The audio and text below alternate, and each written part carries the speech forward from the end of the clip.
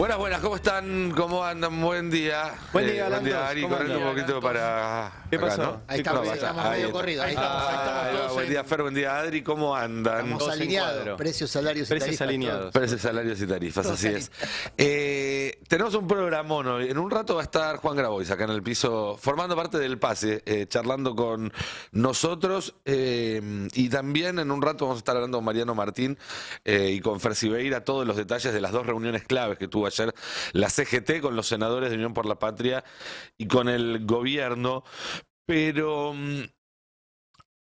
fue un día con muchas noticias ayer, en general malas para el gobierno, porque llegó a la agenda más mainstream, si se quiere, el tema del rebote en la inflación, algo que acá Roberto Navarro había contado hace 2 días, porque se vieron en todas las pantallas las imágenes de la represión tremenda que hubo en la 9 de julio, y eso nunca es una buena noticia para un gobierno, más allá de que algún funcionario pueda creer lo contrario. En general, los gobiernos que no reprimen les va mejor que los que sí reprimen, y eso es así siempre. En un rato igual les voy a contar, porque hay una interna muy interesante atrás del episodio de la represión de ayer. Hay internas por todas partes. Y la noticia más fuerte del día, justamente hablando de internas, es lo que pasó durante toda la jornada de ayer en la Cámara de Diputados, donde casi en simultáneo a que ingresaba el proyecto, no formalmente, pero que empezaba a discutirse el proyecto de ley que quiere tratar ahora el gobierno, que es el mismo que no pudo tratar en enero, la ley de bases, le implosionó el bloque oficialista a solo 4 meses de haber asumido, algo sumamente inusual, aunque no por eso sorpresivo, porque en realidad es algo que venía viéndose ya desde hace rato. Lo más llamativo de todo es que después de que ayer implosionara el bloque, ahora en un rato vamos a contar bien todo lo que pasó para el que se perdió el episodio, pero corrieron al jefe del bloque Sago, Oscar Sago, que anunció además que iba a irse él junto con un grupo de diputados del bloque de La Libertad Avanza para formar en principio un interbloque. Y hoy Sabo habló, ahora en un ratito vamos a escucharlo, porque lo que básicamente la historia que hay detrás de lo que pasó ayer es una interna de la que forma parte Karina Milei, probablemente la persona más poderosa de este gobierno. Claro, sí. Y Sago hoy lo que dijo, dio a entender con medias palabras o con 3/4 de palabras, diría, es que Karina Milei deshace decisiones que toma el presidente.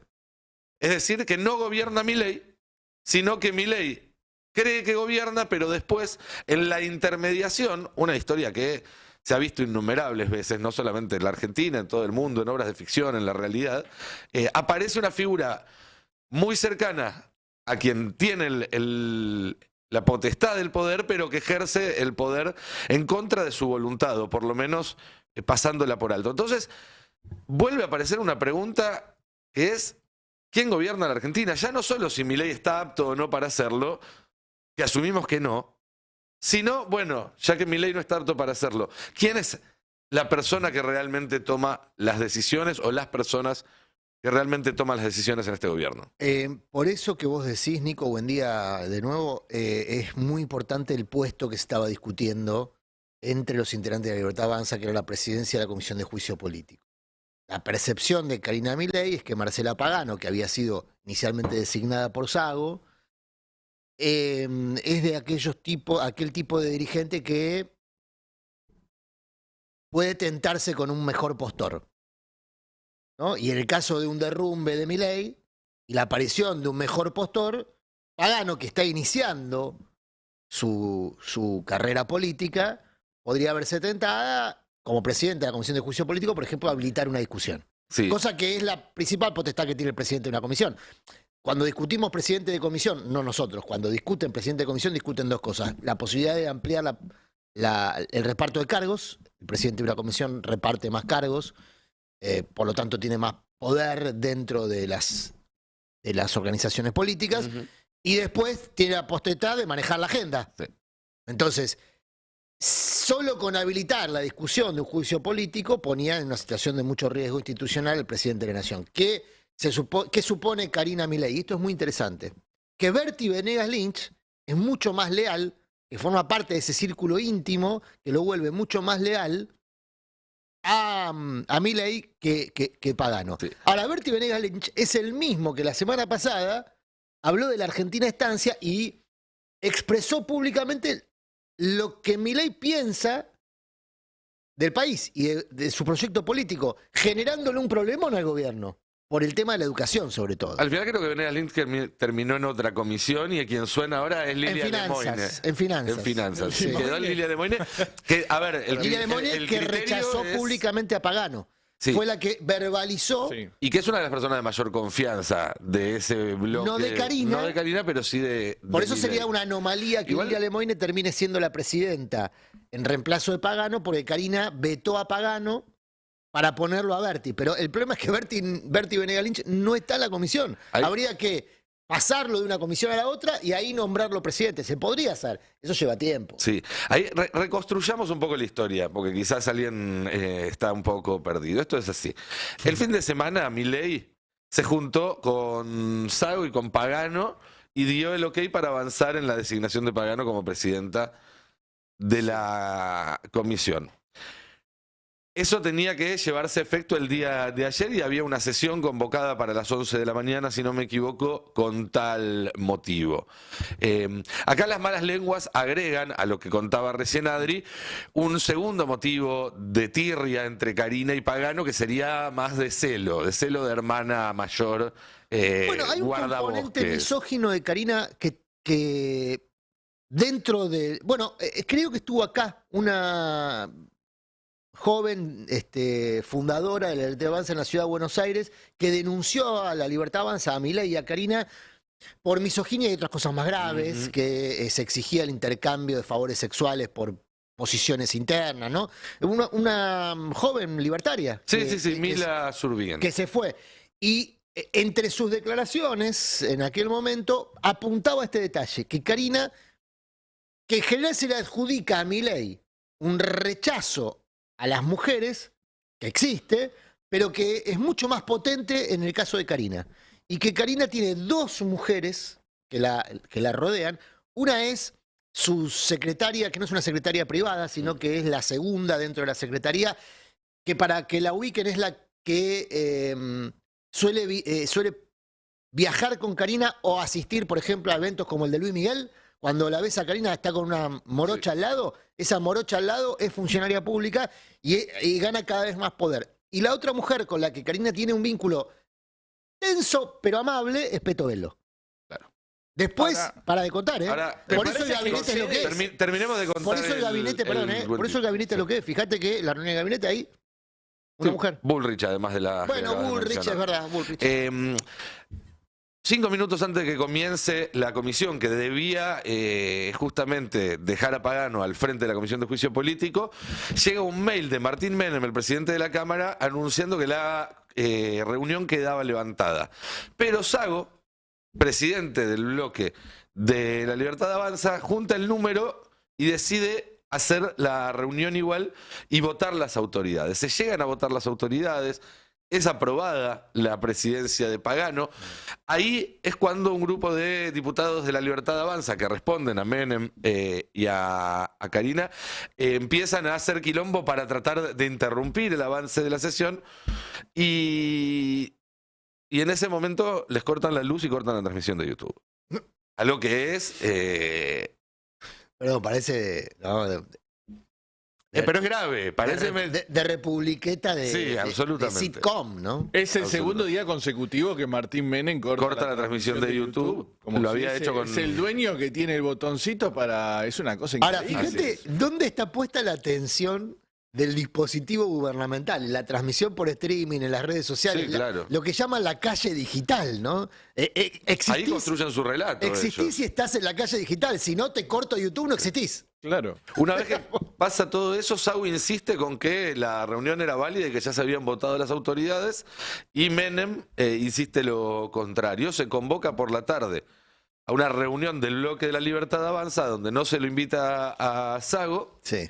y ahí se vota reemplazarlo por Gabriel Bornoroni, un diputado de Córdoba, empresario, alguien muy cercano a Karina y que forma parte del Armado Nacional de la Libertad Avanza.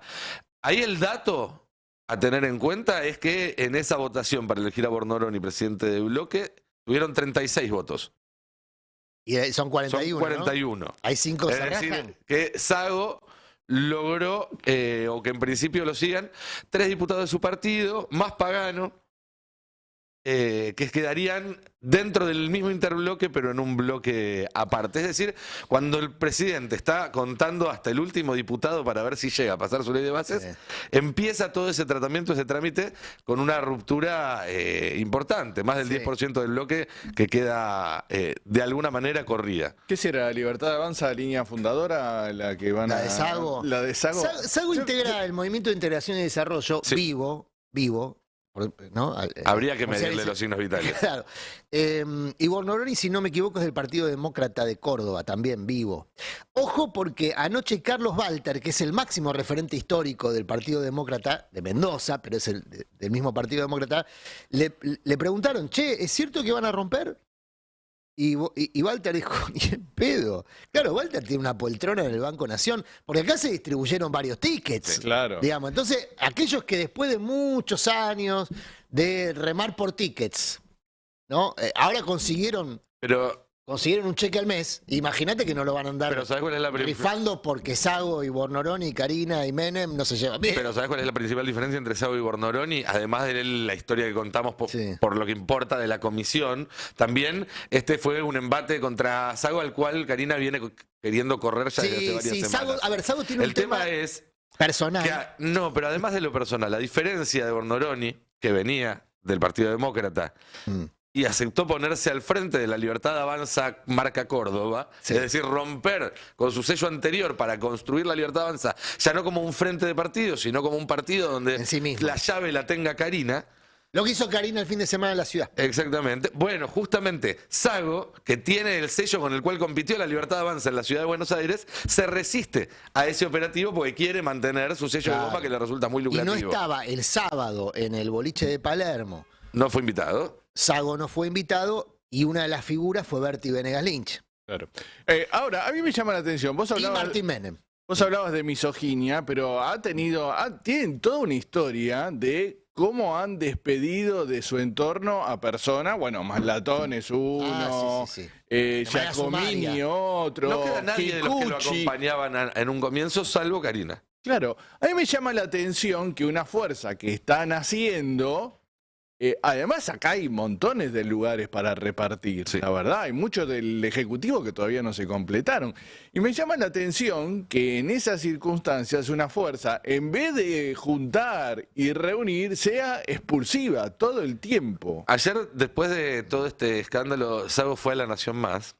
Estamos acostumbrados ya a que todavía no lo habían echado, fue a la tarde, entre el quilombo en la comisión y el episodio en el cual lo desplazan. Él insistía que había hecho todo bien y que estaba actuando de acuerdo a lo que había arreglado con el presidente, y lo apretaron un poquitito. No, lo apretaron fuerte, ¿eh? Sí. Usted es consciente, no sé si usted es consciente. ¿Usted sabe que está rompiendo absolutamente con Karina Milei? No hablé con Karina Milei. No hace falta que hable. Bueno. Usted sabe que con lo que está diciendo aquí, en vivo, en La Nación Más, está rompiendo con la hermana del presidente y la secretaria general de la presidencia. No tengo ninguna comunicación, ninguna controversia con la secretaria general de la presidencia. Le tengo un respeto absolutamente. Venimos trabajando hace 6 años juntos y la verdad... Si hubiese algún inconveniente, seguramente la secretaria general de la presidencia me hubiese llamado y me hubiese dicho, Oscar, estamos en esta posición sí, en esta posición no. ¿Qué opinás? Lo dijo el porque no te impone, sino te consulta. Te consulta y quizás me dice, a mí me gustaría. Pero no lo hizo en ningún momento. No estoy rompiendo nada porque yo no lo hice en ningún momento. Si alguno le quiere hacer creer que uno está cometiendo, yo no cometí ningún tipo de error. Hice lo correcto, lo que corresponde, que vengo haciendo desde que se vienen conformando todas las comisiones hasta el día de hoy. Hubo algunas comisiones que también hubo problemas, que hubo enojos, porque hay mucha gente, muchos diputados que quieren conducir presidencia, pero tenemos 7 sobre 41. Y la verdad, mago no puedo ser. ¿Le puedo contar otra cosa? En estas cuestiones siempre va a haber alguien que quede enojado. ¿Le puedo contar otra cosa? No tenemos todo ¿Le puedo contar otra cosa? El presidente Martín Menem, yo no sé si usted lo sabe, tiene la potestad de suspender la comisión cuando lo desee como lo hizo un minuto antes, porque ustedes los diputados, al nombrarlo presidente... Me encanta que Lo se volvieron retaban. reglamentaristas además, porque imagínate si un peronista levantaba una comisión por mail 5 minutos antes de que empiece. Che, una cosa, perdón, aclaro, porque me aclaran que Carlos Walter tuvo un infarto el lunes, está bien, está recuperándose, recién lo mencioné, ayer, después de haber tenido un infarto 48 horas antes, ya estaba operativo en esta interna que estamos hablando. Bueno, pues la política es así, ¿no? Pero está en buen estado, digo, lo menciono porque me lo están aclarando. Bueno, mira, este episodio, lo charlábamos recién fuera de aire, es rosca pura. Y Ari tiene una teoría hace tiempo, me gustaría que la exprese, que esto no le mueve el amperímetro a la sociedad, que nos entretiene a nosotros, pero que la sociedad lo mira de costado, incluso con el desdén que se manifestó en las elecciones. No, bueno, lo único bueno que puede tener esto es que lo empiecen a criticar a Milei por lo mismo que criticaran al resto, que es estarse mirando el ombligo de una presidencia de una comisión, de esto, de cortarse. O sea, yo mi pregunta en un día donde tenemos que hablar de la CGT, de los salarios, de que se cayó la construcción, de que se cayó la industria, de que aumenta todo, de que se viene mañana el número de inflación y de que yo, perdón, estoy impactado además personalmente, pues se murió una de las pacientes de los medicamentos oncológicos que dejaron de entregar, estos muchachos dejaron de entregar.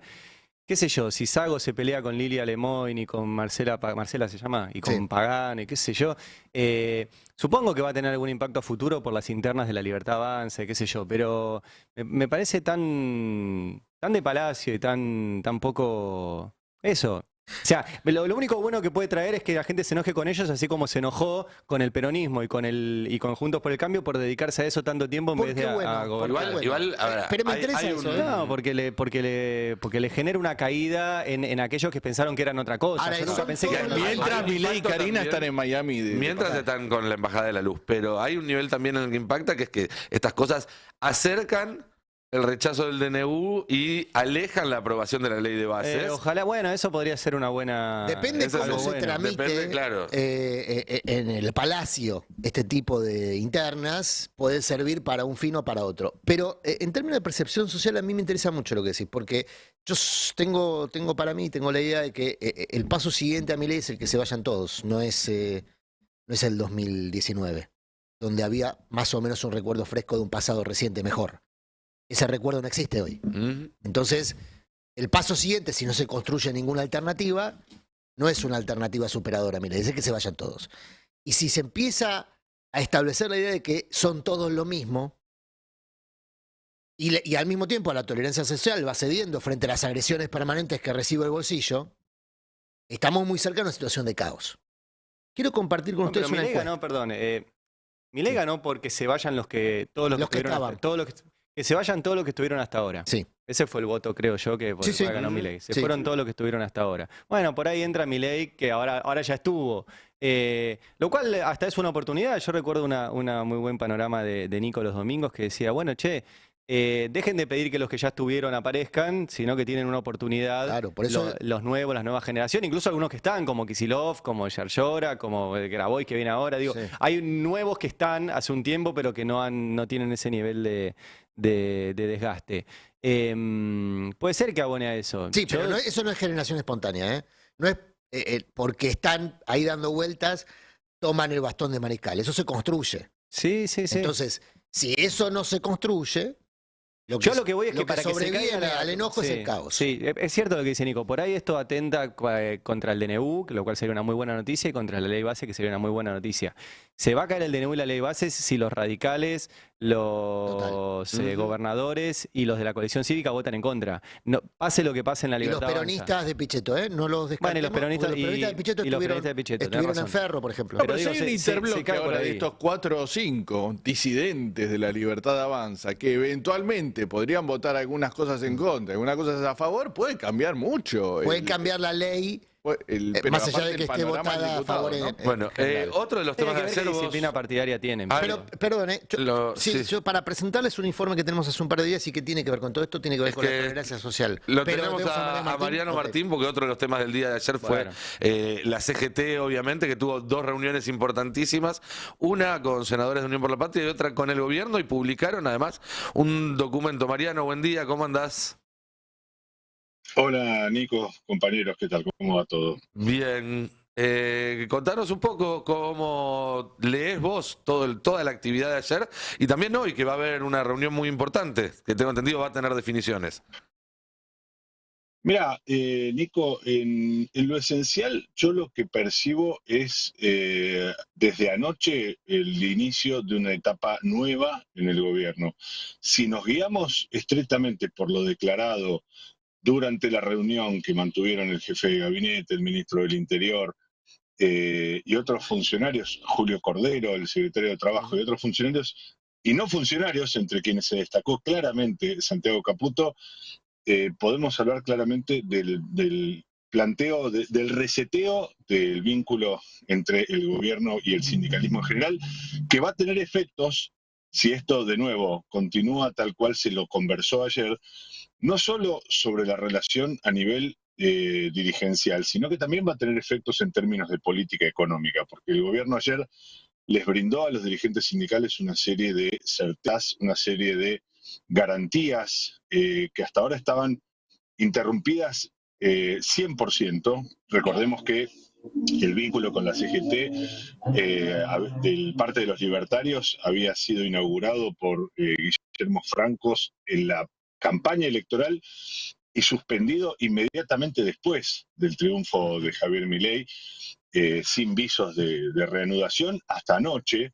Y hay toda una serie de suspicacias, toda una serie de conjeturas que podemos hacer acerca de los motivos de este reseteo, que pueden ir desde que le haya caído la ficha al gobierno nacional de que no podía continuar empujando a la central obrera mayoritaria a un conflicto que muchos de sus dirigentes no desean, o que otros de los funcionarios le hicieron saber al gobierno que no tenía sentido extremar esta disputa. En cualquier caso, le llamó poderosamente la atención a los dirigentes que el tono de este encuentro, hegemonizado por Nicolás Posse, el jefe de gabinete, y por Santiago Caputo, fuese de amistoso, fuese de un acto y una declaración de contrición tras otra. Era: les pedimos disculpas, sabemos que obramos mal, queremos recuperar la confianza, queremos que trabajar juntos. Algo que es, creo que vamos a coincidir todos en esto, muy sorprendente para lo que vende como imagen La Libertad Avanza. Y Mariano, según pudiste hablar vos, me imagino, con alguno de los dirigentes que estuvo en la reunión, ¿le creyeron al gobierno este compromiso? Porque la CGT también viene viendo cómo el gobierno tiene reuniones con gobernadores, con diputados, con senadores, donde después no termina sucediendo lo que se dice puertas adentro. ¿Hay una decisión, digamos, de dar confianza? Bueno, a ver, por supuesto, estamos hablando de sindicalistas, estamos hablando de los gordos de la CGT. Es difícil que ellos vayan a firmar un cheque en blanco con absolutamente nadie. Ahora, sí, lo que también es cierto es que les da un mayor grado de certeza respecto de los acuerdos o por lo menos los entendimientos alcanzados ayer, el hecho de que los enunciara Santiago Caputo junto con Nicolás Posse, a quienes creo que nadie podría dudar de su cercanía y de la vocación de transmisión lineal del pensamiento del presidente Javier Milei. De nuevo, no está previsto un encuentro de la CGT con el presidente, eso no se charló ayer, no hubo un pedido formal ni un ofrecimiento de los funcionarios para hacerlo, con lo cual queda todavía estancia, si se quiere, de incertidumbre, pero al mismo tiempo quedan en el muy corto plazo herramientas y mecanismos que pueden ir dando fe de la validez de estas garantías. Por ejemplo, el tema, la planificación y el recorrido de las homologaciones de los convenios colectivos de trabajo de las principales paritarias que estaban frenados, lo hemos comentado hace muy poco tiempo, lo hemos dado como anticipo, que el gobierno tenía como política de Estado no homologar y por lo tanto quitarle fuerza a la vigencia plena de esas paritarias. Y eso de inmediato lo puede activar el secretario de Trabajo, Julio Cordero, a sola firma. Pero desde ese punto de vista es donde se empezarían a ver las primeras garantías. ¿Eso no desautorizaría a Caputo, por ejemplo, a Luis Caputo, que viene diciendo en todas las entrevistas que sería inflacionario incluso homologar esas paritarias? Bueno, ahí está el parteaguas, si se quiere, va a ser el gremio de camioneros, porque Luis Caputo lo que tuvo además fue la audacia de ponerle nombre y apellido. Es decir, primero enunciar algo que es rayano en lo ilegal, que es utilizar las homologaciones como un mecanismo de presión, que no sería la primera vez que se hace, que muchos gobiernos lo han puesto en práctica, pero de forma absolutamente solapada, nunca reconocida, sin dejar ninguna huella. Acá, si se quiere, se cometió la torpeza o el exceso de arrogancia del ministro de Economía de anunciar en una entrevista que estaba utilizando las no homologaciones de esos convenios como herramienta para acercar a los sindicatos. Y cuando le puso nombre y apellido, cuando dijo que la paritaria que no iba a validar es la de camioneros, terminó de alguna manera de poner, de entramparse el propio ministro en una situación en la que puede quedar en una posición incómoda si finalmente Julio Cordero cumple con el compromiso que asumió ayer, que es vamos a homologar las paritarias y en particular la de camioneros. Mariano, ¿qué tal? Entre las certezas que vos mencionabas recién que se llevaron ayer los dirigentes de la CGT participaron de la reunión, ¿está la certeza de la viva, de la crocante, de que no se va a tocar, por ejemplo, el aporte sindical, de que se va a ampliar el negocio de los seguros al seguro de cese de empleo o la mochila de la UOCRA, como lo llaman? Es decir, ¿se amplían las cajas de los sindicatos, reforma laboral mediante? Porque eso aceita mucho la relación en general con los principales sindicalistas de la CGT. Qué prosaico lo tuyo, Murano. ¿Por qué? Qué carente de poesía, de. ¿Por qué? Qué falto de. Usé un lenguaje No, y hablar de más la florido no se puede. Te contestó, le hablaste con el corazón y te contestó con el bolsillo. Más poético no se puede. Yo le hablé de certeza, de confianza. No, pero quería saber si entre las certezas estaba la viva. Estoy con pruebas para centrarme, perdón, pero sí. Ahí está. Sí, en respuesta a lo tuyo, Adrián, sí, efectivamente se habló de las cuestiones financieras que son más acuciantes para los dirigentes sindicales y te puedo enumerar rápidamente sobre cuáles se habló y qué grado de certeza se alcanzó. Por ejemplo, punto número 1, se habló de los fondos de las obras sociales. En ese sentido, se hicieron 2 compromisos muy concretos que tienen impacto financiero y económico urgente, que son, por un lado, destrabar el flujo de fondos de la Superintendencia de Salud vía el denominado Fondo Solidario de Redistribución, que son cientos de miles de millones de pesos al año, con destino a el repago de las coberturas médicas y los tratamientos y los remedios más costosos. Eso es también una herramienta muy sencilla de presión por parte de todos los gremios, de pisar esa canilla, de cerrar esa canilla y empezar a generar una asfixia para las obras sociales sindicales. Punto número 2, dentro del mismo capítulo, se acordó la creación de un estamento para resolver otro tema urgente, que son los medicamentos de ultra alto costo, aquellos del estilo de Zolgensma, me viene uno a la cabeza, que es para enfermedades incurables y de mucho impacto en la vida de los pacientes y económicamente para quienes deben financiarlo, que oscilan los 2 millones, 2 millones y medio de dólares por administración. Y ahí el gobierno asumió el compromiso de que en esas mesas técnicas se va a dar una respuesta, por un lado, a ese tipo de tratamientos y por otro lado también a la litigiosidad. Esto es un reclamo histórico de la CGT. Hay una sangría, si se quiere, de fondos que tiene que ver con los amparos judiciales que los tribunales otorgan a beneficiarios de obras sociales, a clientes de prepagas, que exigen determinados tratamientos de mayor costo que los que figuran en los programas médicos obligatorios y los obligan a pagarlos con amparos, la mera tramitación de un amparo alcanza para pagar eso y generar obviamente el impacto financiero que eso conlleva. Eso respecto de las obras sociales. También, en paralelo con este punto, y acá me parece que también creo que voy en respuesta a lo que me decís, Adri, que Hay un compromiso no enunciado ayer, pero que subsiste entre el gobierno y los sectores más tradicionales de la CGT. Yo generalmente lo digo como la CGT, aunque es cierto que no todos los sectores están participando, pero sí aquellos cuyo voto alcanza para torcer cualquier decisión, para avanzar hacia una reforma laboral light. Lo dimos como un anticipo exclusivo en el Destape. Comentamos que el ala técnica, los abogados de la CGT estaban trabajando con bloques opositores para llegar a un acuerdo en 3 puntos centrales de lo que sería una reforma laboral light.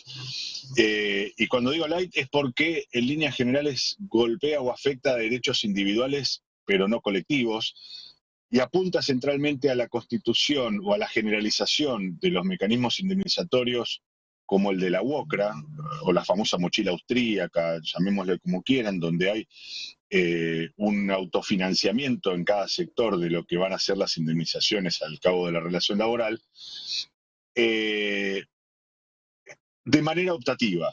Es decir, acá lo que va a hacer esta reforma es facilitarles a los gremios negociar con las cámaras empresarias en los convenios colectivos de trabajo esta posibilidad. Mariano, segundo punto.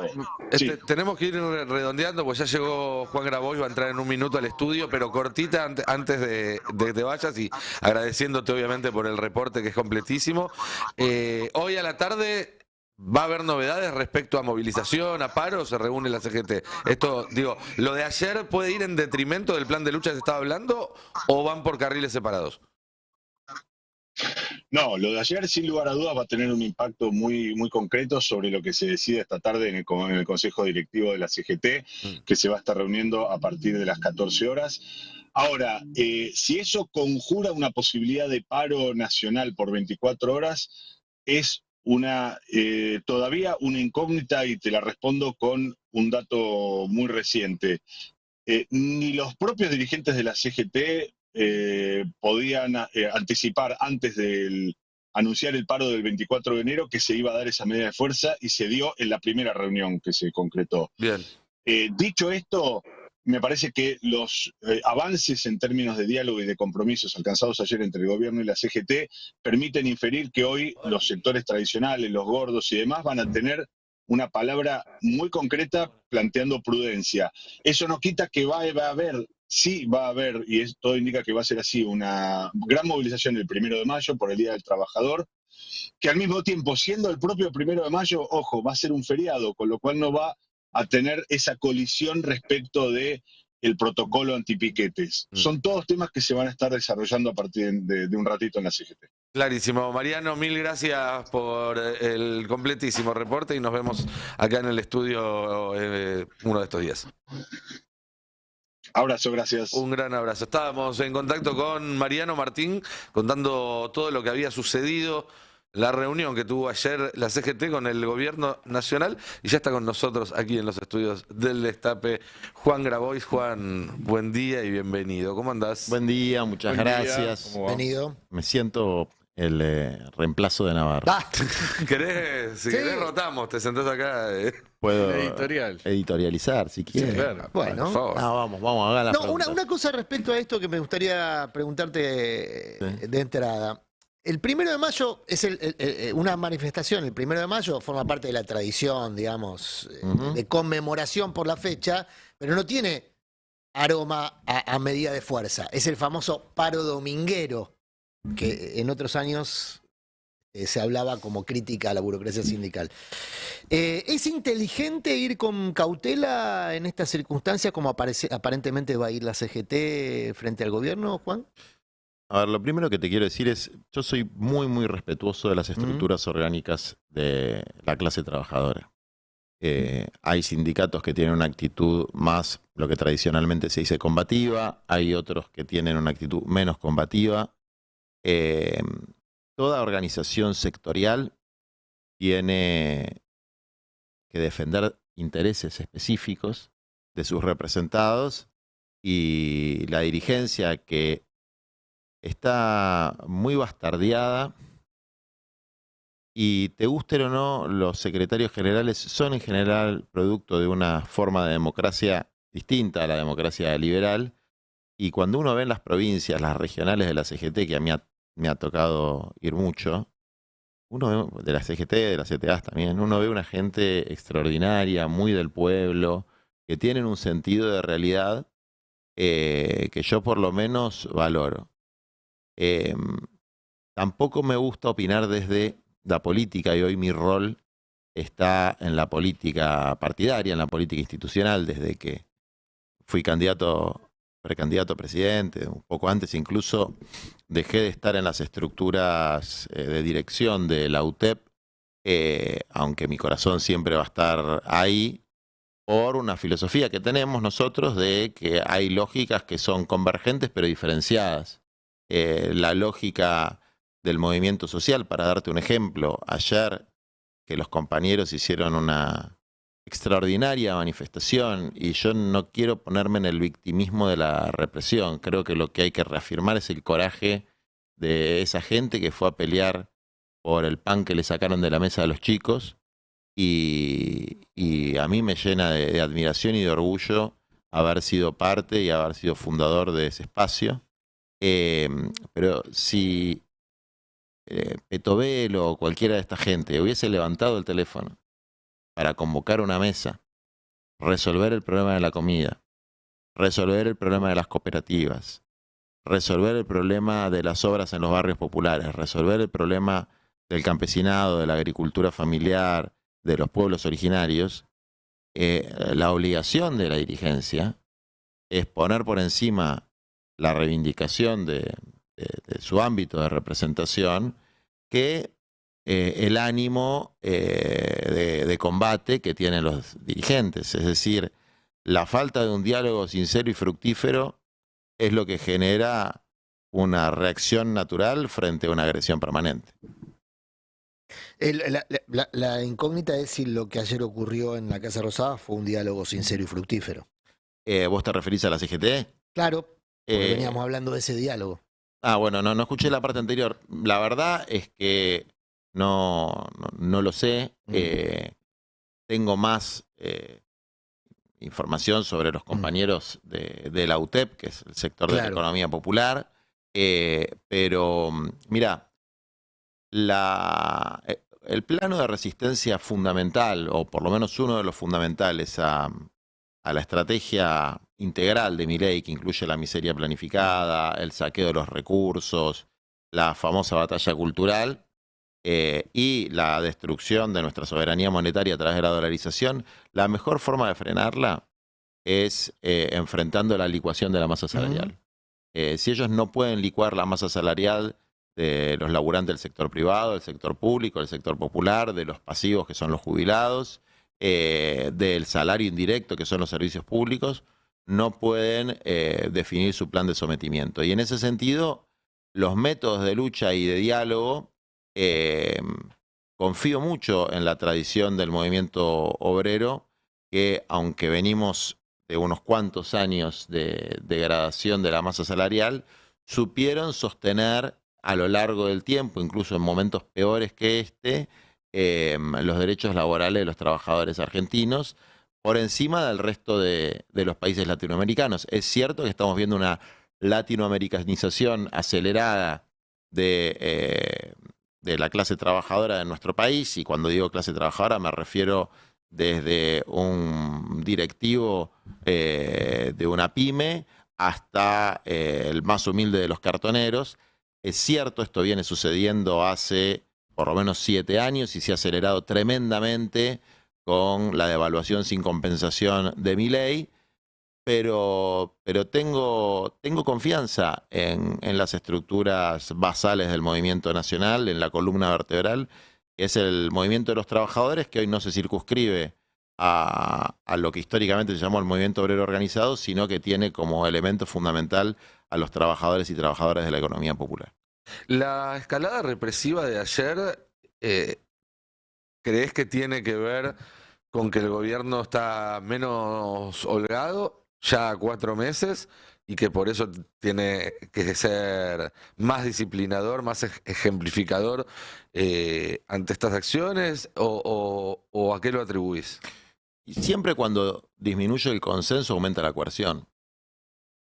Pero creo, humildemente, les va a ir muy mal por ese camino. El pueblo no va a aguantar. El sector organizado está muy decidido a defender sus derechos de la mejor manera que pueden. Y te insisto que a veces no me gusta criticar.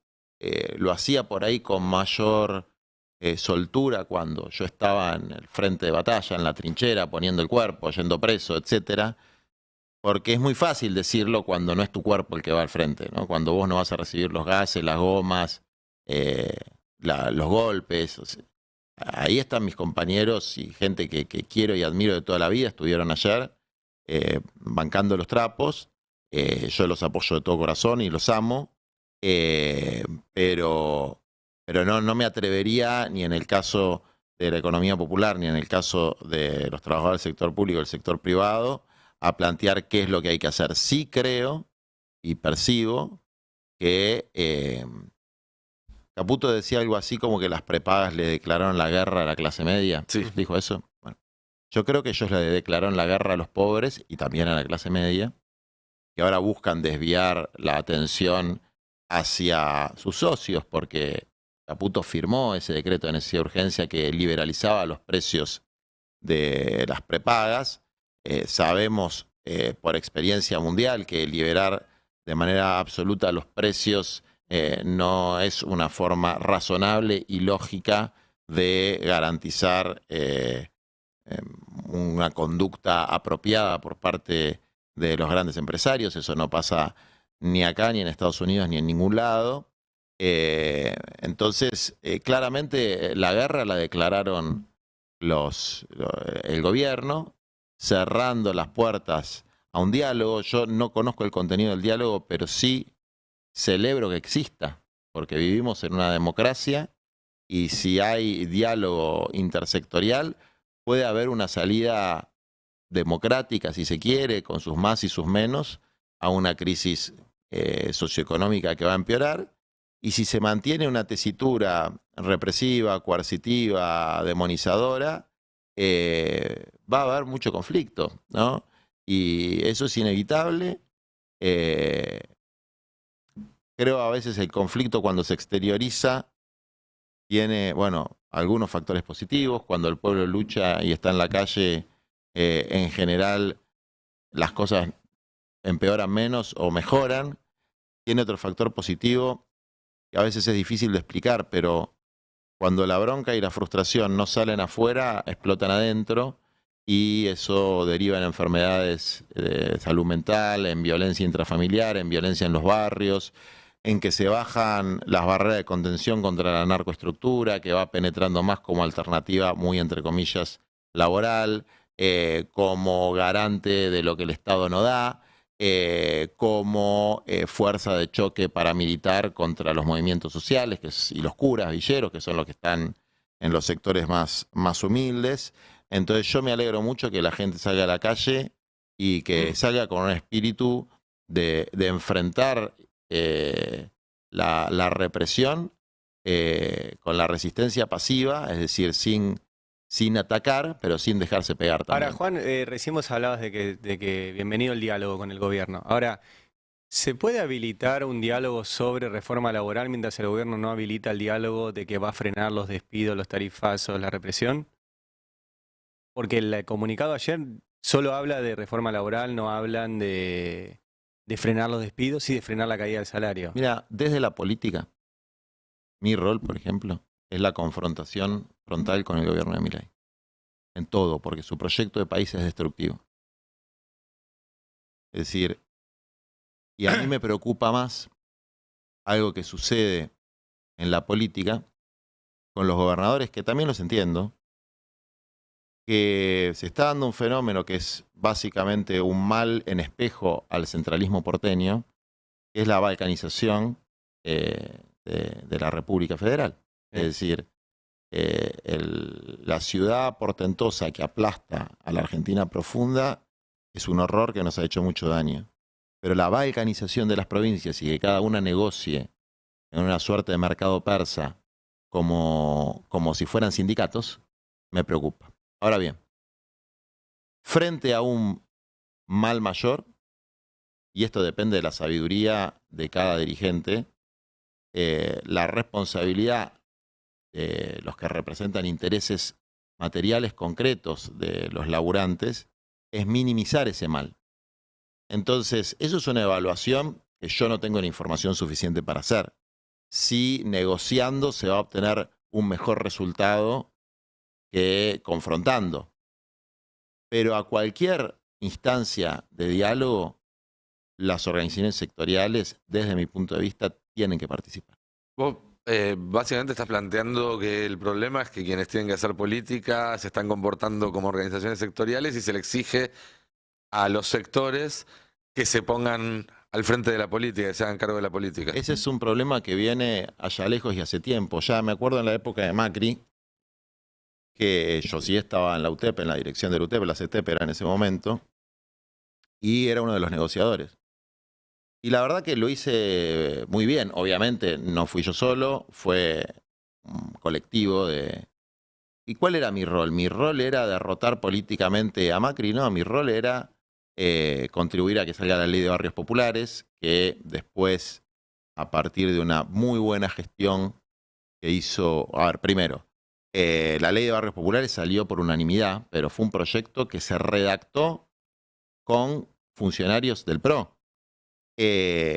No había financiamiento y después, cuando se abrió la oportunidad de hacerlo, en una muy buena gestión de Máximo Kirchner como jefe de bloque, que creo que fue su mejor momento, ¿no? Cuando fue jefe, antes de lo del FMI, cuando fue el jefe de bloque del Frente de Todos, sacó muy buenas leyes en el impuesto país, particularmente en el impuesto a las grandes fortunas, los dos, estableció un porcentaje para esa ley que tenía un consenso político mayoritario. Y después, una villera de la Cava, que asumió como secretaria de Estado por primera vez en la historia de esta política tan elitista, tan expulsiva de los sectores excluidos, que hizo la mejor gestión para mí de todos los programas que hubo el gobierno. Obviamente, una campaña de desprestigio brutal, en la que me metían a mí para hacer propaganda, pero que en definitiva era contra la política pública, destruyó esa política. Te referís al fideicomiso, ¿no? Para la construcción de vivienda de barrios populares. Fondo de Integración Sociourbana. Si a mí, la organización representativa de ese sector es la Mesa Nacional de Barrios Populares. Si a mí me preguntan, vienen los directivos, creo que está Lila Calderón del Barrio Obrero de Río Negro como coordinadora, no me acuerdo. Lila Calderón me dice, che, nos llamaron del Ministerio de Desarrollo Social para ir a sentarnos, pero nos acaban de reprimir, ¿cómo vamos a hacer esto? Le digo, pero Lila, tenés que ir a defender los intereses de los villeros. Y en ese momento, en la época de Macri, ¿qué pasaba? Nosotros teníamos una política, obviamente, de una línea de confrontación y una línea de negociación. Y eso se visibilizaba como una especie de colaboracionismo, ¿no? Me parece una mentalidad de la Guerra Fría. Estamos en democracia y los sectores tienen que negociar. Y mientras decía eso, la política no ponía el cuerpo para pelear. Y nosotros tuvimos por lo menos 182 presos en la época de Macri, 19 creo que represiones a nivel federal. Pero obviamente después de la represión, si llamaba a alguien para negociar las reivindicaciones de los más pobres, estamos hablando de comida, de puestos de trabajo incluso muy precarios, de algunas obras para los barrios populares, los dirigentes teníamos que ir. El problema es, vos tenés que sentar con cualquiera, el problema es qué intereses defendés, si los tenés claros y si llevas un resultado concreto de esa mesa de negociación. El rol de una organización sectorial no es, y voy a ser muy claro con esto, voltear un gobierno. Si vos querés derrotar un gobierno, tenés que seguir los mecanismos de la Constitución. Ahora, si se cierran las puertas del diálogo, no hay otra forma que la acción directa, no existe. Y esa acción directa, si la testarudez y los prejuicios ideológicos y la definición de destruir cualquier elemento de organización social y cualquier política pública a favor del pueblo se mantiene de esa manera, no es que solamente van a ser los trabajadores y trabajadoras de la economía popular, van a ser los sindicatos, van a ser los estudiantes, va a ser el movimiento de mujeres, va a ser la clase media con su espontaneidad, que un día aparece un montón de gente en la calle, van a ser los jubilados, y esa guerra que ellos declaran, sin un pensamiento belicista, sin armas, que son las que tienen ellos, la gente la va a resistir, eso no me cabe la menor duda. Y los que hoy estamos cumpliendo un rol político, lo que tenemos que hacer es darle un cauce de una alternativa de gobierno a esa bronca, que cuando se den las circunstancias constitucionales correspondientes, se convierta en una victoria, que no sea una victoria pírrica como otras, es decir, que no sea una victoria electoral y una derrota política porque no supimos qué hacer para resolver los problemas de los que hoy nos quejamos, ¿no? ¿La estrategia política entonces sería esperar a que la gente reaccione? No, eso no es una estrategia política. Y sí, es la estrategia en curso. No, no es. Sí. Bueno, pero está bien. Pero la que estamos viendo. Pero no es una estrategia política, eso será esperar. ¿Qué quiere decir esperar? ¿Esperar para qué? Y no sé, te pregunto, porque lo que vemos es que se está esperando. Pero esperar para qué, por ejemplo, Unión por la Patria, ¿no? Sí. Que es la coalición, no sé si sigue existiendo. Yo soy presidente de un partido, Patria Grande. Yo no estoy esperando nada. Yo me toca dar la discusión y el debate de enunciación política. Y estoy planteando lo que desde la política se debe hacer. Bajar el DNU, bajar la ley, esta ley bases, etcétera. Plantear que no hay que ir a firmar ningún pacto de mayo, que es una copia textual del consenso de Washington. Enunciar en cada lugar donde me dan el micrófono las barbaridades que está haciendo el gobierno, agrupar a la militancia política para construir la alternativa, defender a los movimientos de la sociedad civil que están protestando. Ahora, no se puede hacer otra cosa. ¿Con la gente enojada o sin la gente enojada? Vos sí podés decir que, eso te tomo, que hay sectores, que no son todos, que hay sectores que están, como me dijo un gobernador muy inteligente, nosotros estamos como un submarino que va por debajo del mar, levantamos el periscopio, miramos cuál es el clima y ahí actuamos. Pero actuar quiere decir hablar, básicamente. En ese sentido sí entiendo lo que decís y mi respuesta fue, yo supongo que cuando levantás el periscopio lo que ves es mucha gente sufriendo, porque los despidos por esto y por lo otro. Yo creo que a la dirigencia política lo que hay que pedirle es que dé la cara, que exprese su oposición, que no habilite ningún tipo de reforma en contra del pueblo, sobre todo a los principales dirigentes, y después en el juego parlamentario nuestra posición es que no hay que entrar en un mercado persa. Es decir, por ejemplo, en la ley de bases no hay que negociar artículo por artículo. Pero mientras tanto, yo digo, nosotros hablamos mucho acá de las consecuencias irreversibles de algunas decisiones que se toman a punta de lapicera. Sí. Eso es lo que ocurre. No hay nada irreversible para mí, ¿eh? O sea, pero bueno, sí son muy dañinas. Hoy murió una chica que no recibe medicamentos, eso es irreversible. Desde luego, pero digo en términos de las políticas. Eso es una política pública que generó un hecho irreversible. Murió una persona porque no recibió medicamentos. Es un hecho irreversible. Yo digo para razonar, porque yo me puedo poner tribunero y recontra correrte por izquierda. O sea, vos estás acá y yo estoy todos los días en los barrios populares. Pero quiero hacer un razonamiento. Digamos, las políticas públicas, el endeudamiento, por ejemplo, es reversible. Yo mañana soy presidente y denuncio, es un término jurídico, el acuerdo con el Fondo Monetario Internacional y no lo pago más. Entonces, eso es reversible. Obviamente, el sufrimiento de la gente es irreversible, como era irreversible cuando en el gobierno anterior se habló mucho de hambre, ni bien se inició y teníamos un determinado porcentaje de pobreza, después subió 10 puntos y todo el mundo cerraba el orto cuando los pibes estaban muriendo en el norte grande de inanición. O sea, las consecuencias efectivas sobre los seres humanos sí son irreversibles las políticas no solamente son reversibles, sino que las vamos a revertir. Y no solamente las vamos a revertir, el desastre que está haciendo esta gente nos va a dar la legitimidad para profundizar en las políticas contrarias. Claro, porque aparte, apuntando un poco eso y lo que decía Ari, la reforma laboral, porque tenemos una CGT que está avalando una reforma laboral.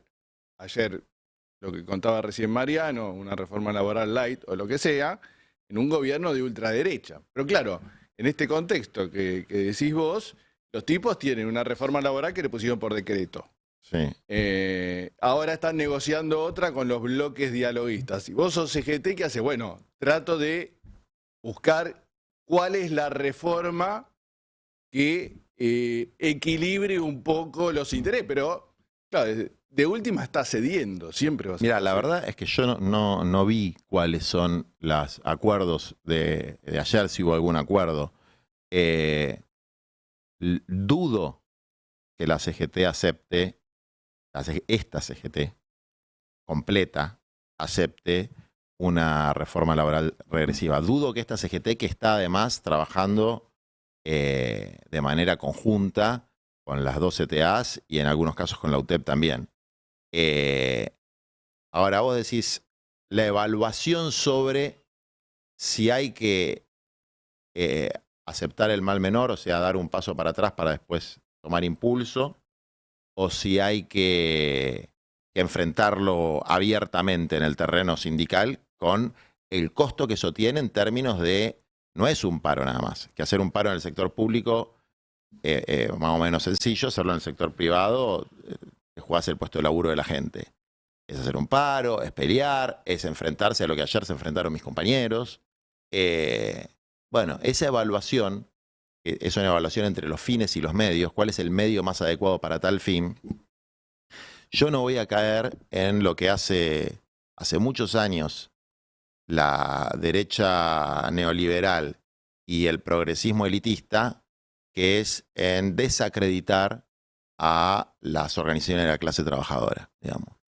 Yo creo en esas organizaciones, más allá de los errores que puedan cometer sus dirigentes, y creo que hay en el gobierno un ataque brutal a esas organizaciones. Si yo viera que existe un ánimo de colaboracionismo en serio, es decir, de traición a los intereses de los trabajadores, que sería por parte de algún que otro dirigente, lo diría sin tapujos. No veo ese clima. Puede ser lo que pasa con algún dirigente que se suma políticamente y que a cambio de esa suma política entrega a sus compañeros, pero no veo que ese sea el ánimo del conjunto del movimiento obrero mayoritariamente peronista, y creo que todo lo contrario. Fue la propia CGT la que fue vanguardia de la pelea contra el gobierno en la marcha del 24. Ahora, después, en este contexto, hermano, que te salga una bien es difícil. Digamos, yo creo que, insisto, al declarar esta guerra se están cavando su propia fosa porque el pueblo sabe pelear, pero está muy jodida la mano. Digamos, hay compañeros nuestros, ven como en la fila del comedor hay 50 personas que se quedan afuera de las 100 que están en la fila. Entonces, yo que hoy está en el frente político, me piden un consejo. Bueno, luchen, pero ¿qué querés que haga? O sea, ¿qué es lo que deberían hacer? ¿No? No tengo una respuesta para eso.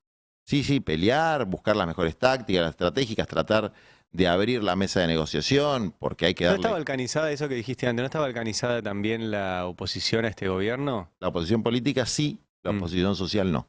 La oposición social está unificada. ¿Y la oposición social puede tener un logro sin liderazgo político? En general, para mí, los procesos históricos fueron siempre de la mano de la pelea de los sectores populares y después la política que se monta en el bueno o en el mal sentido sobre esas reivindicaciones. Es decir, el mate que se toma la política viene del agua que calienta el pueblo organizado. El tema es que cuando la política se tome ese mate, lo comparta.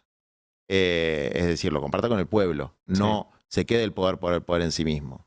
Si hay un proceso de lucha social, se van a crear las condiciones no solamente para resistir el ajuste y el proyecto de deshumanización del gobierno, sino para construir una alternativa que profundice en las cosas más positivas que se hicieron durante los gobiernos peronistas del siglo XXI y que logre cumplir un decálogo como el que quiere hacer Milei el 25 de mayo, pero inverso. Prevés un liderazgo, por ejemplo, estás juntando todos estos temas. Pablo Moyano, anteayer, cuando logró que le homologuen el convenio en Provincia de Buenos Aires, después de eso dio una declaración muy fuerte, es uno de los 3 jefes de la CGT, diciendo que para él el próximo presidente es Axel Kicillof y que es el líder, digamos, de esta nueva etapa, lo dijo Pablo Moyano. ¿Ves, por ejemplo, coincidís con él? ¿Ves que es así? Creo que Axel tiene un liderazgo muy importante y a la vez de ese liderazgo en la oposición tiene un rol institucional como gobernador y ahí tiene que hacer un equilibrio entre las dos cosas. Porque tiene que ser también una buena gestión, digamos, ¿no? Porque no solo de oposición vive el hombre, parafraseando el Evangelio. Claro, tiene el doble rol. Oficialismo en la provincia, oposición en la nación. Yo creo que lo interesante de este tipo de posicionamientos no es la rosca electoral en sí, sino reafirmar la voluntad que tenga determinado dirigente de liderar o de coliderar un proceso de cambio, ¿no? Cuando yo digo voy a ser candidato a diputado, no es que tengo ganas de armar la lista mañana, es que estoy reafirmando que yo estoy a disposición para liderar, coliderar o acompañar en un momento complejo y en un momento donde hay una crisis de liderazgo, digamos, ¿no? Hay temas no saldados que ojalá se salden pronto y que si no se saldan habrá que meterlo en el cajón de los problemas no saldados, ¿no? Cerrar el cajón con llave y mirar para adelante,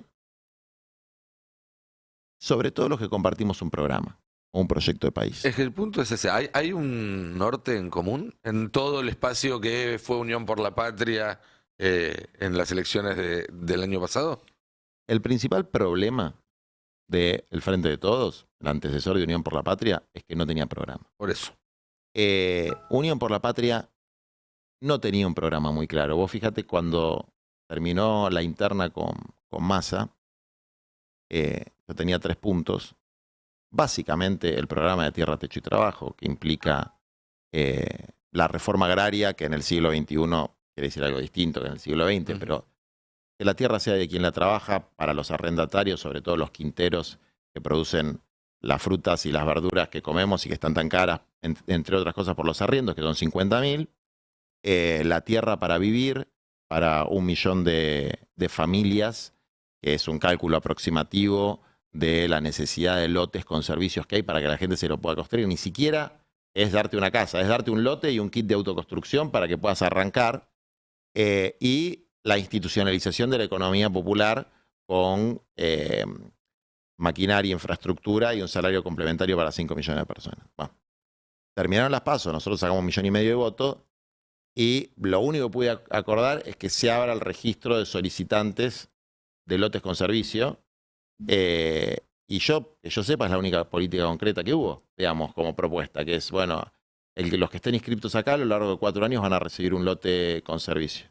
Entonces, desde luego no había unidad de concepción y las discusiones están muy alejadas del pueblo porque se discute, y de manera bastante frívola, la macroeconomía exclusivamente. Y la discusión de la macroeconomía, cualquiera dice el bolazo que le pinta, pero eso no implica compromisos concretos con la gente, ¿no? No implica compromisos concretos con la gente. Que sería, mira, la recuperación del poder adquisitivo del salario va a ser tal, 25%, 30%, etcétera. Antes decían que los políticos prometían y no cumplían, ahora ni se promete. Entonces, ¿cuál es el mayor desafío de este momento? Primero, enfrentar políticamente al gobierno deshumanizador, y esto es la lucha parlamentaria, por lo menos, y la enunciación pública, la batalla cultural, que es lo que tenemos que hacer desde las fuerzas políticas. y después la construcción de un programa alternativo donde tenemos visiones complementarias, creo yo, por lo menos de un sector. A nosotros siempre nos costó mucho que haya un énfasis o que se priorice la situación de los excluidos del mercado laboral, del mercado inmobiliario. Parece que es algo que se ve, pero rápidamente la dirigencia se olvida. En esto lo incluyo lamentablemente a mi compañero, y que coincido que es el compañero que está mejor posicionado, que es Axel. Le cuesta mucho priorizar, por ejemplo, el tema de la integración urbana de los barrios populares o el tema de la creación de lotes con servicio para las nuevas generaciones, o el tema de la organización cooperativa de la economía popular, o el tema de la regularización y el acceso a la tierra para los pequeños productores. ¿Por qué le cuesta mucho? ¿Porque es mal tipo? ¿Porque no le importa? No. Porque su formación y su trayecto de vida lo llevó por otros caminos. Hubo esta semana igual una novedad respecto al tema de incorporar las cooperativas o de que desde el Estado bonaerense las cooperativas queden encolumnadas en una línea de trabajo, porque se inició la tarea de un instituto, ¿no?, de cooperativas que está vinculado también con el laburo de la UTEP. Vamos a ver. Todo eso, ahí el funcionario que designaron es un compañero que yo quiero mucho, se llama Gildo Norato, que era el titular del UTEP en un momento. Yo lo quiero muchísimo. Ahora, la priorización de las políticas dependen de quién las prioriza, que es el Poder Ejecutivo, que las tiene que priorizar, supervisar, impulsar, y en ese sentido la única verdad es la realidad. Y bueno, ¿cuál es la realidad? Si va a haber 200 obras que le den laburo a 40.000 cooperativistas, bueno, ahí tenés una realidad. Si va a haber 150.000 lotes con servicio en los próximos 4 años, que es poquísimo, pero bueno, ahí tenés una realidad. Si va a haber 20.000 kits de autoconstrucción para los lotes con servicio que se hicieron en la etapa anterior y que no tienen vivienda, ahí tenés una realidad. Es decir, enunciar que se va a hacer es algo que no solamente no resuelve los problemas, sino que a mí me irrita particularmente cuando se dice y no se hace. Entonces, ¿qué es lo que planteo? Así como Axel tiene una muy buena línea de educación pública, una muy buena línea de salud pública, una muy buena línea en términos de los recursos estratégicos, acá hay un déficit. Y yo ese déficit lo voy a discutir de cara al pueblo. Porque si no se discute de cara al pueblo, no funciona. Abatakis, que fue la persona designada para el Ministerio de Hábitat, que yo planteé y creía que había que designar a alguien que viva en una villa, que conozca el paño desde adentro. Con ella nos reunimos, tenemos un montón de coincidencias. Bueno, ahora después hay que ver no solamente la capacidad de ella, sino el apoyo político que tenga ella para hacer cosas. Yo voy a atar mi simpatía, por decirlo de alguna manera, en las internas de Unión por la Patria, que para mí tiene que haber en todos los niveles. No creo en esta idea de nos sentamos en una habitación, nos puteamos y salimos, y no creo en esa idea. No creo que esa idea se pueda consumar cuando no hay liderazgos deslumbrantes como el de Cristina, que tienen... que hay dos formas de conducir. Una forma es verticalismo con un liderazgo fuerte, y otra forma es más colectiva. Igual, más acabas de abrir una ventana. Yo te iba a preguntar por Cristina. Sí. ¿No existe más ese liderazgo de Cristina que sea la que decide? No, yo no digo que no existe más ese liderazgo. Yo lo que veo es que no está en este momento ejerciendo como conducción del conjunto. Uh-huh. Creo que está en otra etapa, pero no lo sé. Eso hay que preguntárselo a ella. Yo viste que hay una frase que dice: sin Cristina no se puede, con Cristina no alcanza. Fue una frase de Alberto. Bueno, para mí es una frase de mierda. Sí, coincido. Es una frase inmoral, además. Porque lo que pasa con Cristina es que sin Cristina no se debe. ¿Qué quiere decir no se debe? No se debe por todo el bien que hizo al pueblo durante sus gobiernos. El tema es cómo con Cristina. No, la cuestión es no hacer cristinología. Cuando una fuerza está de acuerdo, y cuando no está de acuerdo, no está de acuerdo. Nosotros no estábamos de acuerdo con que Massa sea el candidato y enterarnos un par de horas después de que bajaran el video de Guado, o no sé, 2 días antes del cierre de lista y fuimos a decir, nosotros vamos a ir a las PASO, si no nos las conceden vamos a ir con nuestros avales a presentarlos y vamos a ir a la justicia y si se nos cae eso vamos a ir por afuera. Ahí hay una dialéctica entre si se quiere, el centralismo, y que también pasa mucho en las provincias, y el pensamiento crítico, colectivo. Ahora, si vos me preguntás si hoy hay alguien en condiciones de a nivel nacional definir unilateralmente cómo se va a ordenar la política, mi respuesta es no, no creo que haya, no creo que eso sea la situación objetiva, no creo que haya marco de posibilidad y además de eso, no creo que sea lo mejor. Ni siquiera Cristina. No creo que exista esa posibilidad.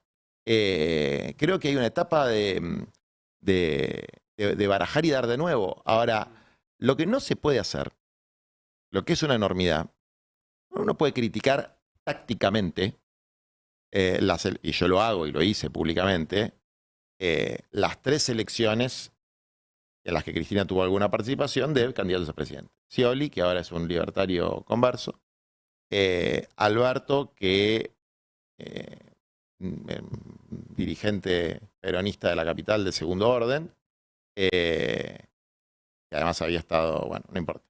Y Massa, que, voy a decirlo brevemente, es Massa, con todo lo que eso implica. El tema es que después todo el mundo se ordenó a esa política.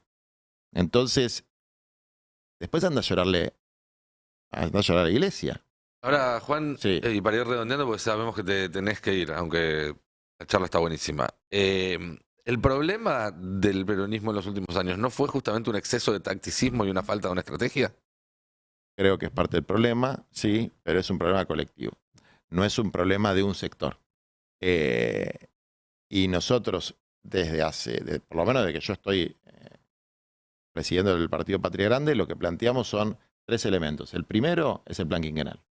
El tercer plan quinquenal, que es el plan de desarrollo humano integral. El segundo es la centralidad de la comunidad organizada. No hay cosa más liberal que plantear que la intermediación es algo malo. Y no hay cosa más antiperonista que plantear que es el Estado el que tiene que resolver todo sin la comunidad organizada en el medio. Sin comunidad organizada no se puede resistir en los momentos de retroceso y no se puede avanzar en los momentos de que se abre ventana de posibilidad. Y el tercer elemento es una representación política con otro criterio de representación, que no puede ser partidocrática. Es decir, se tiene que parecer la representación política un poco más al pueblo. Los cuadros políticos tienen que tener un rol, los cuadros de partido, los cuadros formados en la discusión política, pero si no está la Juventud, si no están las Fernandas Miño, si no están las Ofelia, si no están priorizados también los compañeros y compañeras que tienen el conocimiento de la Argentina profunda, y la verdad que tenemos un problema de falta de estrategia, tenemos un problema de falta de comprensión de la centralidad que tiene que tener la comunidad organizada en todas sus expresiones, y tenemos una representación política que es efectivamente casta, digamos, porque casta, ¿qué quiere decir? Partidocracia. Que la política es solamente para los políticos profesionales. Y yo creo en que el político profesional tiene un rol. Ahora, si ese rol se convierte en algo excluyente y es una capa separada del conjunto de la sociedad, y en el Parlamento vos tenés una subrepresentación absoluta de las clases populares, de los laburantes, de la juventud, y una sobrerepresentación absoluta de los cuadros de orga, no es el modelo que nosotros promovemos.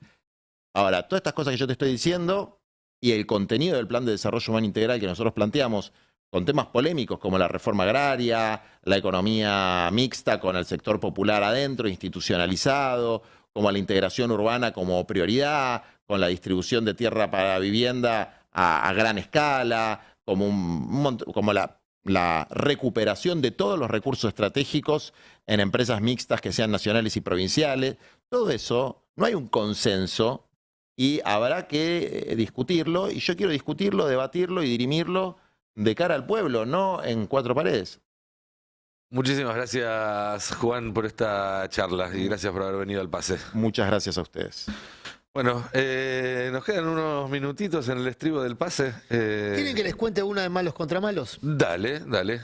Resulta que hace un par de días el gobierno anunció que iba a liberalizar la importación de vacunas contra la aftosa. Ese es un negocio muy importante que hace casi 3 décadas en la Argentina monopoliza un laboratorio, un consorcio de laboratorios. Bueno, la trastienda de esta historia es súper simpática, por patética, digamos, ¿no? Simpática por patética, porque involucra lo que venimos hablando de que ante el conflicto de intereses muchos comunicadores van a tener que elegir entre mamá y papá. ¿A quién querés más?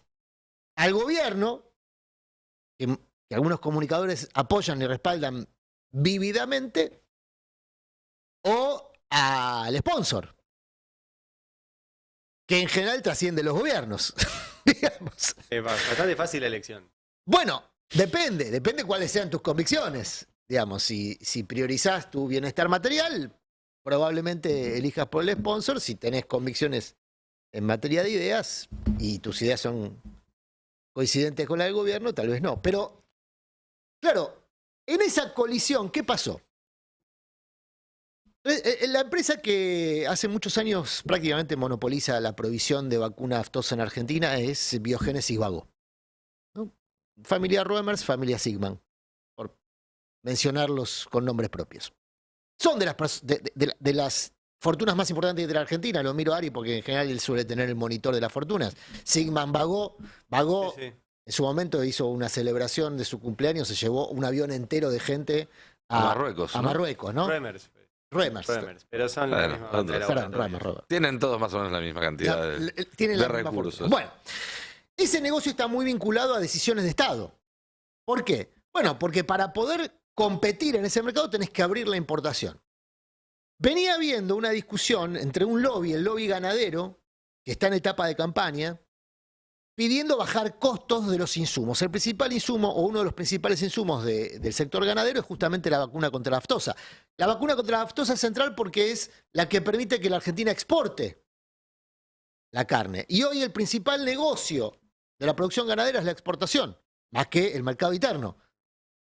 Bueno, sobre todo por la apertura de China. Pero claro, China exige determinados parámetros sanitarios, entre esos que no tengan. Como todos los países. Como todos los países. Sí, en algunos casos la aftosa en algún momento se usó como barrera fitosanitaria, barrera paraarancelaria, digamos.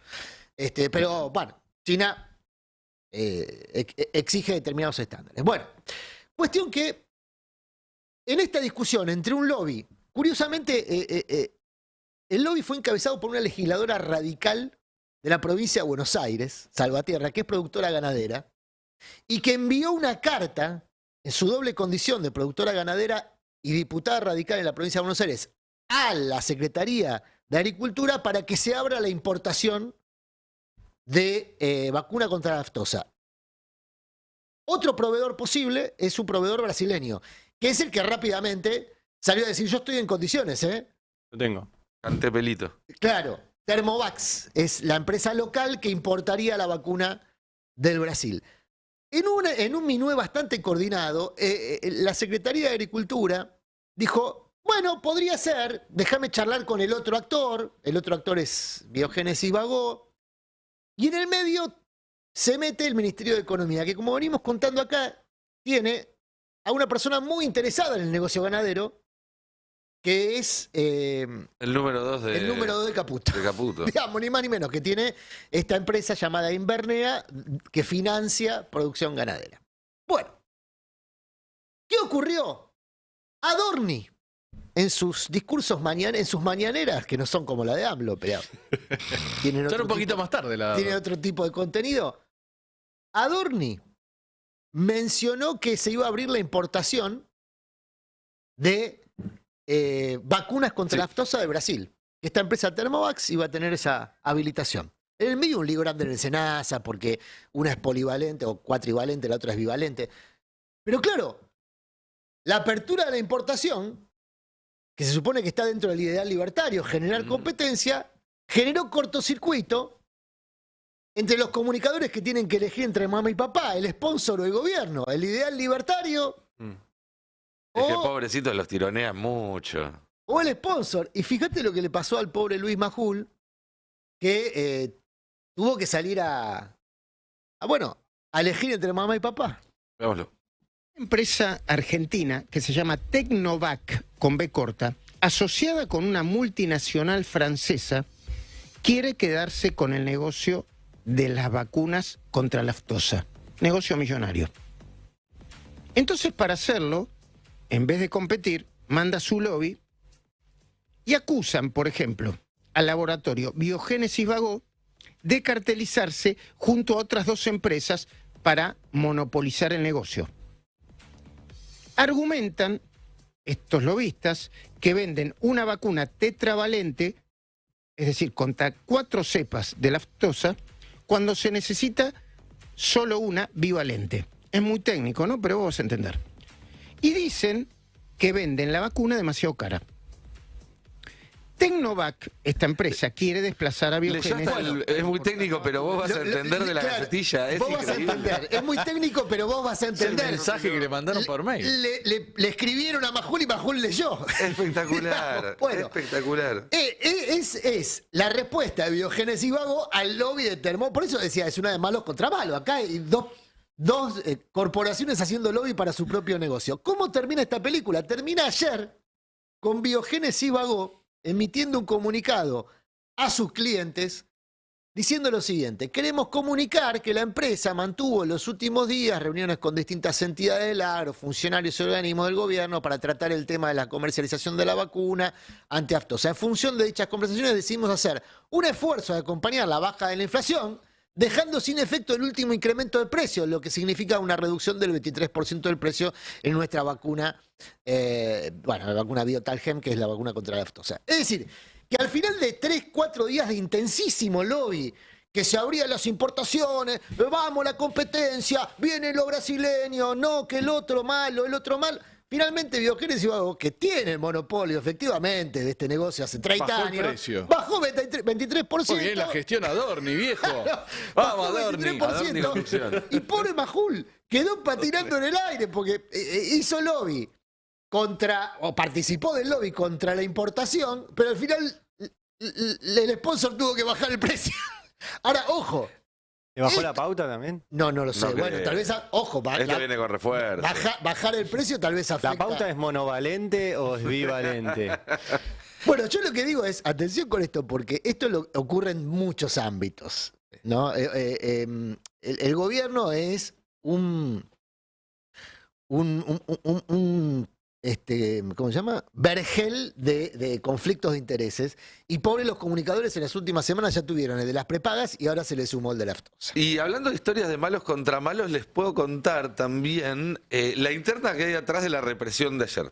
Porque ayer vimos todas las imágenes de lo que sucedió el 9 de julio, con una cantidad muy grande de detenidos, como no había habido en otros operativos desde el 10 de diciembre hasta acá, con heridos, como no había habido en otros operativos del 10 de diciembre hasta acá, balas de goma, fue una escalada. Balazo en la cara a un periodista. Un balazo en la cara a un periodista, el compañero de Crónica, le mandamos un abrazo, un camión hidrante reprimiendo a una persona que convulsionaba en la vereda, una persona que fue detenida y en las imágenes se lo ve como al ser detenido estaba en perfecto estado de condiciones y unos minutos más tarde aparece con la cara cagada a palos, que evidentemente fue después de la detención, con lo cual estamos hablando ahí también de violencia ilegal. Un policía pegándole una patada a una señora, como se vio en ese video que se viralizó, ahí lo vemos. Pero tuvo un motivo esto.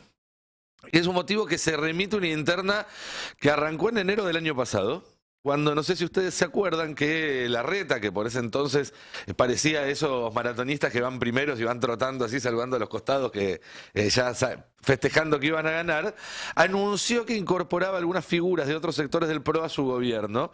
Uno de ellos, el halcón Waldo Wolf, que hasta entonces era una persona de muchísima confianza de Patricia Bullrich. La relación entre Waldo y Patricia desde entonces no volvió a ser la misma.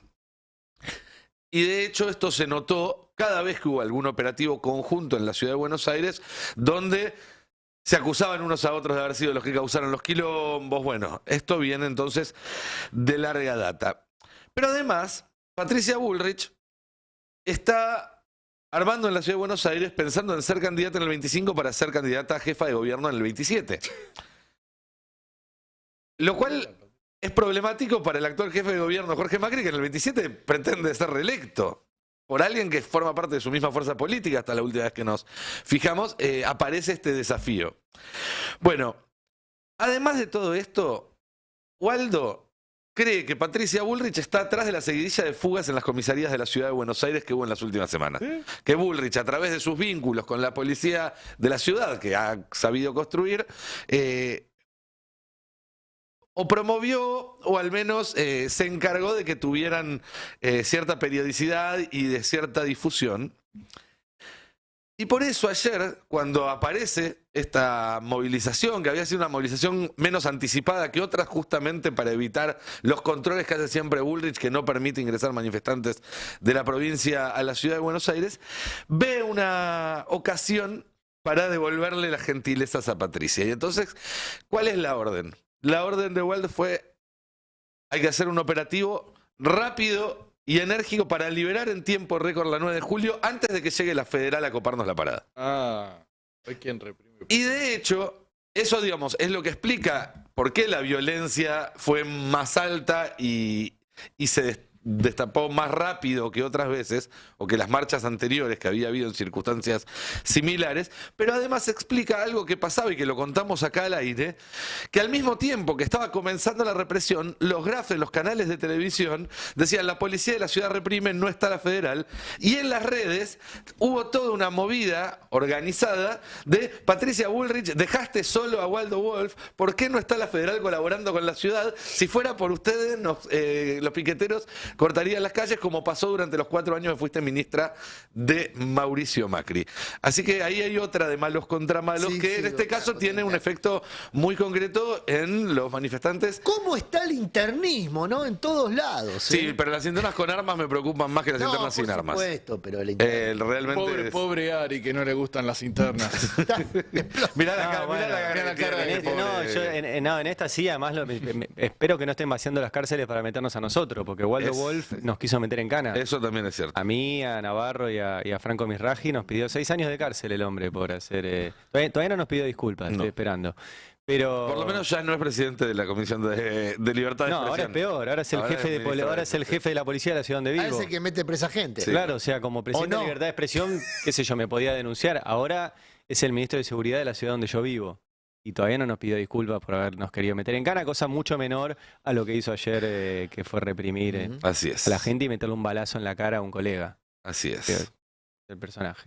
Bueno, ahora Nos sí, sí, en su marcha, listos. Sí, ya. Mañana viene el número de inflación, pero le va a tocar a ustedes a la tarde. A la tarde, así es. Pero vamos a tener muchas cosas para charlar mañana, y hoy también tenemos un programa cargadísimo.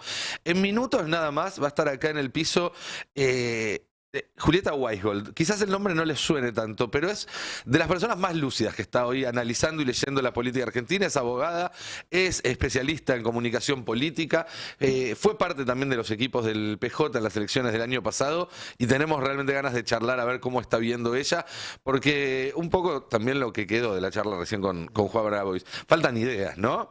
Como que hay una sensación de que se está haciendo todo lo que se puede. Bueno, hay que empezar a imaginar más cosas que se puedan hacer, y en ese sentido esta charla va a ser muy interesante. Y después tenemos notas, varias, con gente que está en lugares claves en el Congreso de la Nación, porque la Cámara de Diputados y el Senado van a volver a hacer ahora, después de estas vacaciones de 2 semanas que se tomaron por Semana Santa, un viaje de rosca a Estados Unidos de varios diputados y demás, pero esta semana volvió a ser el epicentro de la actividad. Lo vimos ayer con el gran escándalo que hubo en La Libertad Avanza, pero se viene, o va a avanzar el tratamiento del DNU, se viene, o el gobierno planea que avance la discusión de la ley de bases, y allí, en un equilibrio muy finito, donde 4 o 5 diputados o senadores te pueden cambiar el país para un lado o para el otro, es donde se va a estar definiendo la política en estas semanas. Así que vamos a tratar de entrarle ese tema por varios lados. Todo eso hasta la 1. No se muevan, que vamos a una brevísima tanda. Chicos, que tengan una excelente jornada. Nos vemos mañana.